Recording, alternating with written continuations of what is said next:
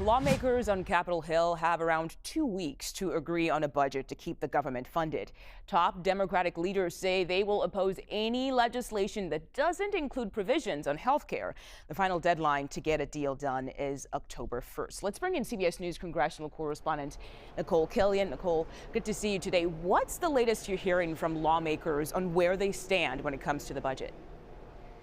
Yeah, and keep in mind, technically that deadline is September 30th, which is the end of the fiscal year, and there are not that many legislative days left for lawmakers to hammer out an agreement, particularly because next week they are due to recess for the Jewish holiday of Rosh Hashanah. So the hope is that they can try to move some type of temporary short-term funding bill, also known as a continuing resolution, just something clean that'll get them through mid-November. But already we have seen some House Republicans come out against it, most notably Marjorie Taylor Greene of Victoria Sparks of Indiana and Thomas Massie. Now, these are people who typically oppose doing these types of continuing resolutions, but nonetheless, it could stymie efforts here on Capitol Hill. But then you also have to factor in Democrats' position on this, which you mentioned. You know, many of them say that they aren't going to support any type of government funding package unless it's bipartisan and includes some type of health care provision. So they haven't really explained clearly what those should be, whether that is potentially trying to roll back some of the Medicaid cuts in the One Big Beautiful Bill,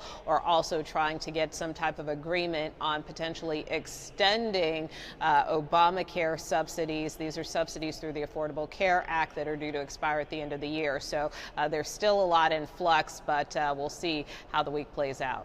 Yeah, we'll wait and see. Nikole, a Texas Republican Representative Michael McCall says he will not seek re-election in 2026 after 11 terms, and he posted on X saying he is ready for a new challenge in 2027.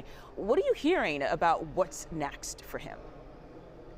Well, Congressman McCall didn't say exactly what lies ahead, other than, to your point, that he is ready. And as his statement notes, he's ready for a new challenge in 2027. He did say in a Sunday show interview that he believes whatever that new challenge may be, it could be something in the national security and foreign policy space, which is the area that he has worked in here in Congress over the better part of 2 decades. He was elected in 2004. Of course, served in a number of leadership positions here on Capitol Hill, most recently as the former chair of the House Foreign Affairs Committee. So again, he anticipates still working in that space in some capacity, but it is notable because we have seen a number of retirements in this Congress, both in the House and Senate, and also notable considering that it is the state of Texas, where of course we know that state has been immersed in a really controversial redistricting battle as the state recently redrew its line. So it is a state we continue to watch closely as people vie and jockey for some of these new seats. Okay, Nikole Killion on Capitol Hill for us today. Thank you.